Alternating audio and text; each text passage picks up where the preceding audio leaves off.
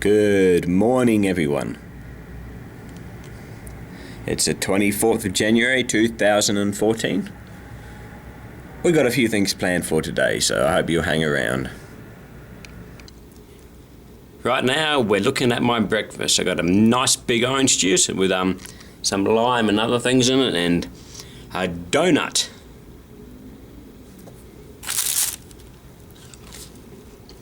Good donut.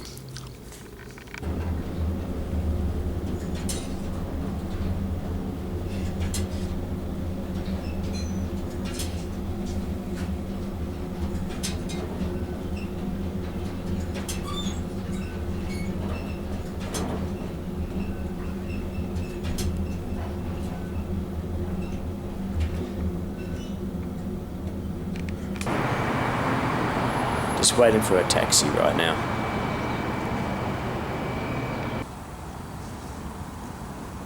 And here we are at the Tracey Aviary. Let's go see some birds. They have a conservation station here, and I need to decide which one to donate to. Help save the endangered great green macaw. Help restore the sharp-tailed grouse, is it, in Utah? The snowy. They look cute. They look real cute. I'll donate it in here. Oh, I think you meant to put it in that thing. Oh well. Okay, over here. What exhibit do we have?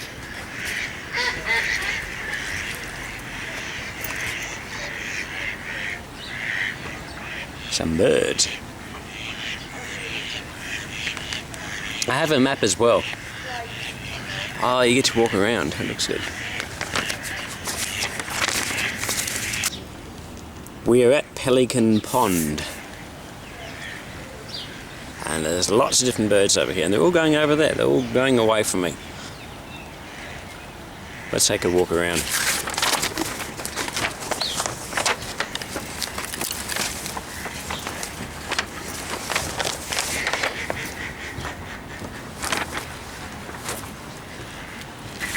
They really don't like me. Look at that. I walk around here, they all take off.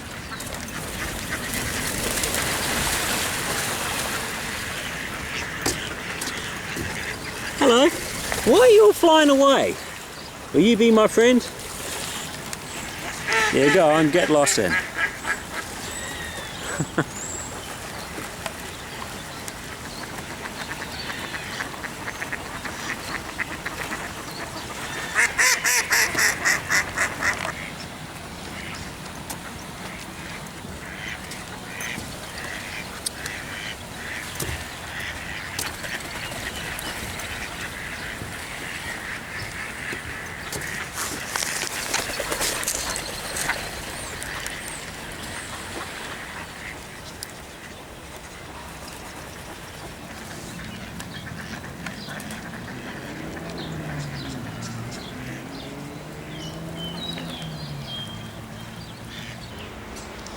This is exhibit number 2, and we see a great big bird called Andy.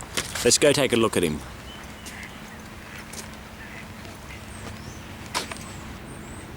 Hello, Andy.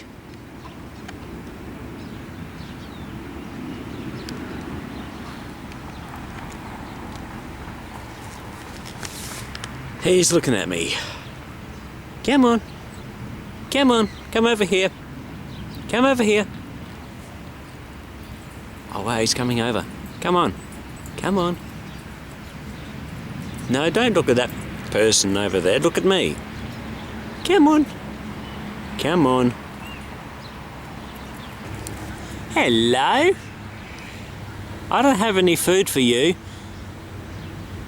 I got no food for you at all. No food.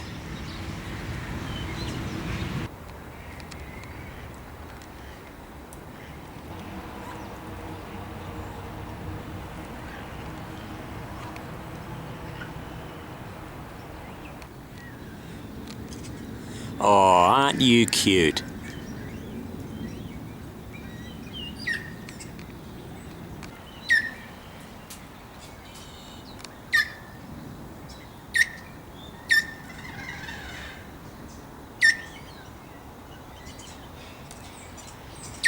Tweet. Tweet.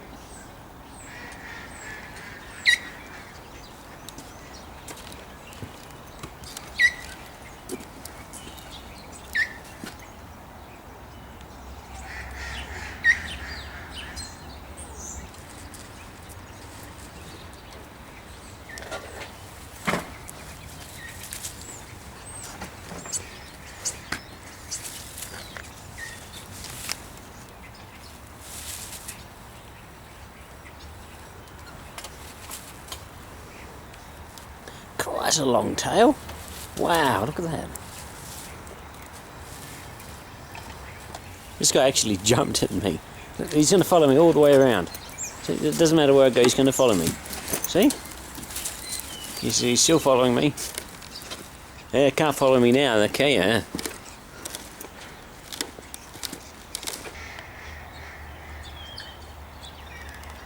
A pink pigeon.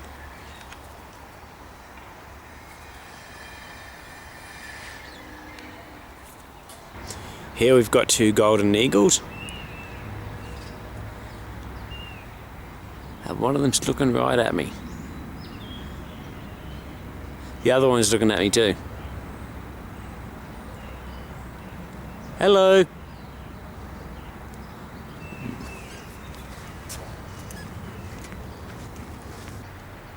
And there's a bald eagle for you.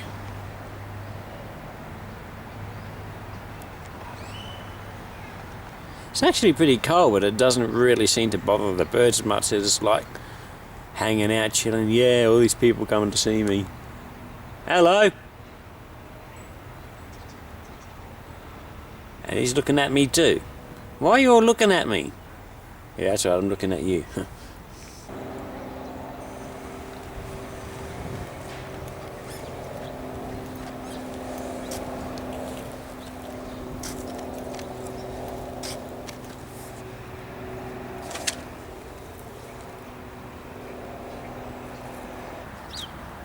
Why aren't you in your cage, bird?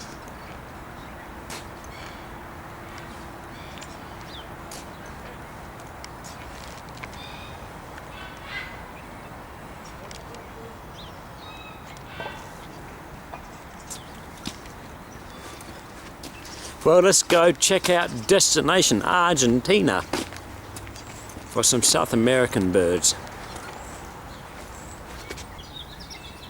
There's not a single one of these birds out here. They're all hiding away. I've actually found one. There you are. Why aren't you out here?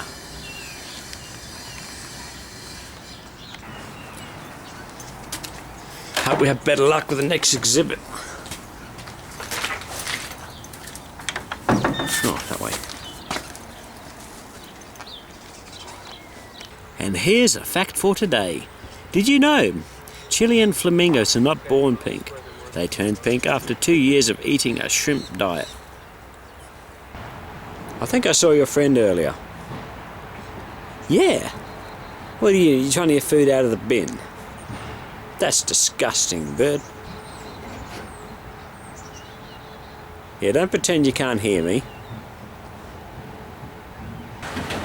Here's another view of the mountains for you.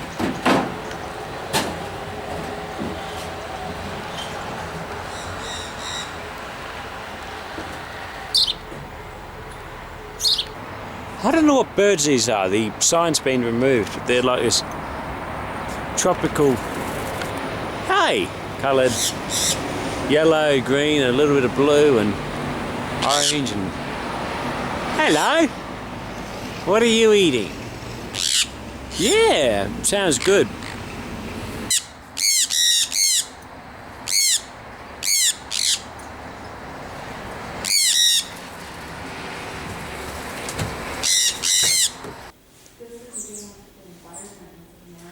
And here they are. There's one. There's another one down here. And this guy is a, what are you? A cuckoo. And there's one more bird. A grey-necked wood rail. Ah, there he is. Hey. They've got little nests and things all over the trees. There's another one over there. There's that little blue one.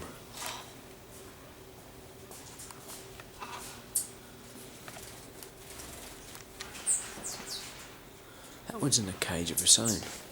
Maybe it's a baby one.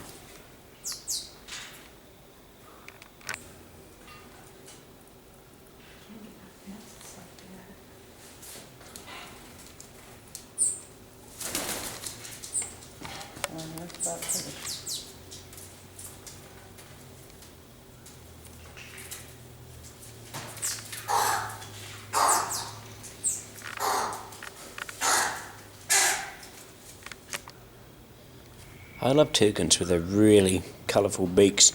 The one we're looking at now is a keel-billed toucan.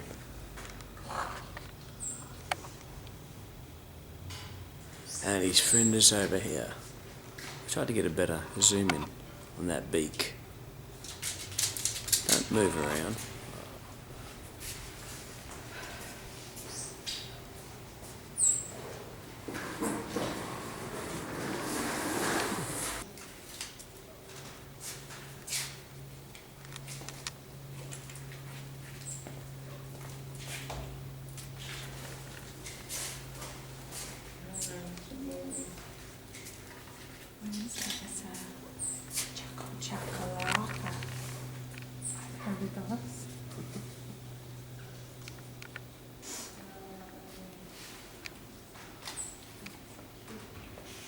We are now at our forest.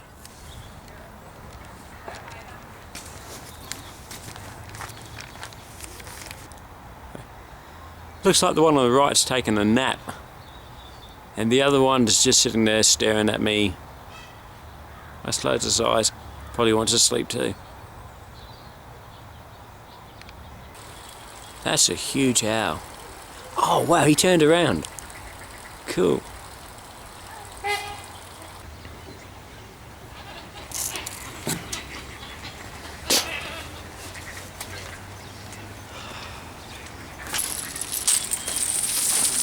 Oh wow.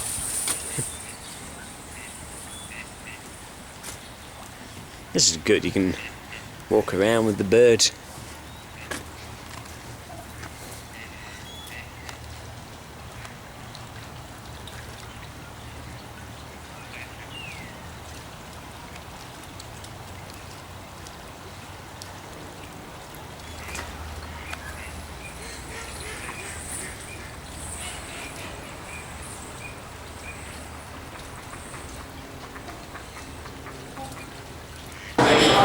I've just ordered myself a pizza, so that'll be ready in about 10 minutes.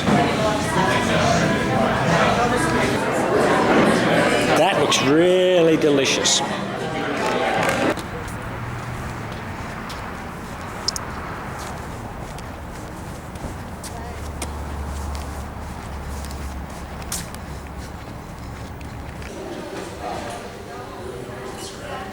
This is weird.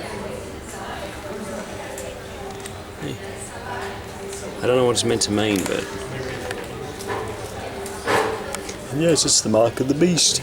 Not really. Join the green revolution, everybody, and you might save a can or two. I know it's very dark. I'm in the exhibit. There's limited photography as well. So I'll film what I can, but I probably won't be able to say too much. Vayomer Adonai el Avram lech lecha me'artzecha u'mimoladetecha u'mibeit avicha el haaretz asher ar'eka. The Lord said to Abram, "Go forth from your native land and from your father's house to the land that I will show you."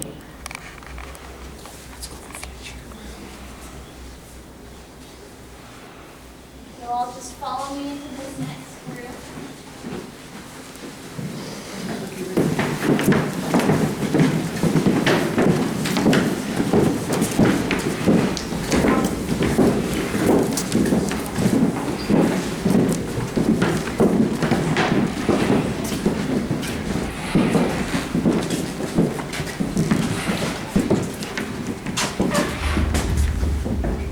Jars, each with a unique story from the ancient past. And inside one, our closest written connection to Abraham, Moses, and Jesus. Welcome to Israel, the biblical land of milk and honey, at the crossroads of Africa, Asia, and Europe, and paradise for an archaeologist. Thousands of years ago, this land was the cradle for the religious traditions that shaped Western civilization. And artifacts bring this long-lost world to life, a world we would know virtually nothing about were it not for objects like this. Looks like a simple jar, right? But look closer. There's a tiny impression on the handle. It actually says belonging to the king, an ancient Hebrew script, and has a royal seal on it. This tiny piece takes us back to a time when the Bible was being written, to the days of the legendary First Temple that King David's son Solomon built to house the Ark of the Covenant almost 3,000 years ago. This was the golden age of ancient Israel. Within a couple of hundred years, the Babylonians would overrun the land and destroy the First Temple. Jars like this were buried under a layer of utter destruction. This could have been the end of Israel's story. But amazingly, in the face of obliteration rather than disappearing, the people, their history, and the religious thought of biblical Israel would persist and even thrive. Here we stand below the famous Western Wall in Jerusalem, at the gate that once led pilgrims to the physical heart of ancient Judea, the Second Temple, said to have been built in the 500s BCE, 50 plus years after the Babylonian exile, on the same hill as the legendary First Temple. Another chapter in history, and another ancient jar that illuminates our story. This one elaborately carved out of a single chunk of limestone. 2,000 years ago, it likely held water to purify worshippers entering the Temple Mount, to offer sacrifices to the God of Israel. A jar from the very place where the New Testament tells us Jesus overturned the tables of the money changers. That's the Dead Sea, 20 miles from the temple in Jerusalem, nearly 1,400 feet below sea level, the lowest elevation on earth, surrounded by desert. The same sands the Bible tells us Abraham, Isaac, and Jacob once walked. Sacred land. And it's here that one of the greatest archaeological discoveries of all time was made. The year was 1947, the eve of the founding of the modern state of Israel. Story has it, a young Bedouin goat herder chased a stray goat to a cave near the Dead Sea. He threw a rock inside and heard pottery shattering. The next day he returned, disappointed to find no treasure inside the cave, just a parchment scroll, animal skin wrapped in linen amid pieces of pottery. And this parchment had ancient Hebrew writing on it. Little did he know it was more valuable than any gold or gem ever found. You see, pots and coins are one thing, but finding ancient writing, that is truly miraculous. Parchment and paper disintegrate, they burn. Animals eat them, and water and humidity destroy them. But not here. In the dry caves at the lowest point on earth, that scroll survived for 2,000 years, until a shepherd who couldn't read it stumbled across a broken jar. His find led to nothing less than the oldest known copies of the Hebrew Bible, what Christians call the Old Testament. Bedouins and archaeologists found more scrolls and fragments of scrolls in other nearby caves. More than 900 scrolls, hidden in this rugged terrain over 2,000 years ago, as the Romans conquered the land and destroyed Jerusalem and the Second Temple. A vast library we know as the Dead Sea Scrolls. You are about to view precious artifacts that connect us like links in a chain to the ancient past. Objects and words that speak to us from thousands of years ago. Words that changed our world and gave birth to Judaism, Christianity, and Islam. And it all began here, inside Cave 1, along the shores of the Dead Sea, where the oldest surviving texts of the Hebrew Bible emerged after centuries in hiding, with the simple shattering of a clay jar. Like this one. And now they're here for you to discover. Welcome to Dead Sea Scrolls, Life and Faith in Ancient Times. Please enjoy the rest of the exhibit, and thank you all for coming today.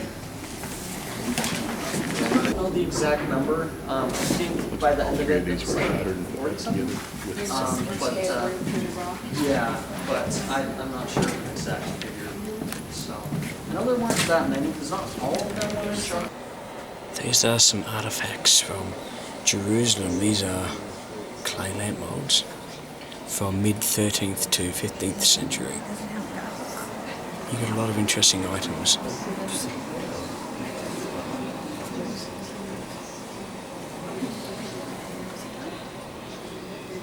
That's a broken limestone bread stamp from the 12th to 13th century. It's a pottery bowl from Antioch, 13th century. I'm allowed to film these, just can't film the actual scrolls because just the light from a mobile phone or from a camcorder can destroy them. Unfortunately, I would love to have got footage of it for you.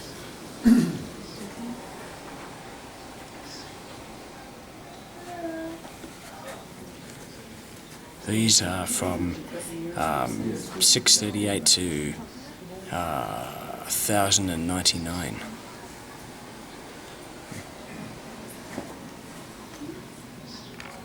These are some ancient gold coins.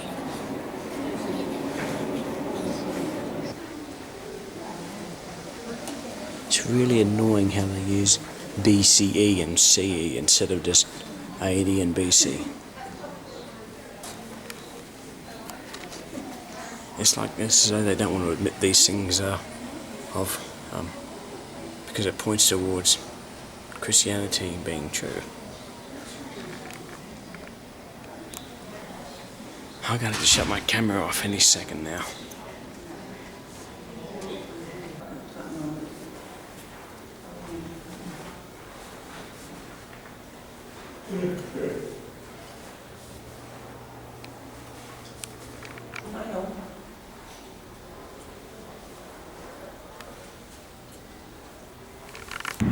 Sorry I couldn't get you any really good footage in there. They just don't allow it, unfortunately, and it's really interesting and quite sad that they have absolutely no idea what Christianity is about, even though they have all these Christian artifacts there. Like they thought Jesus threw people out of the temple because they were using pagan coins, rather than the fact that money lenders were ripping people off who came there to worship.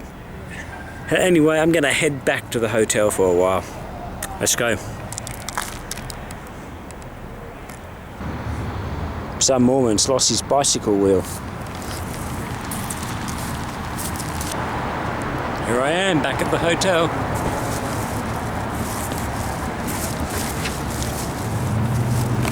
I'm having something cheap and easy for dinner tonight.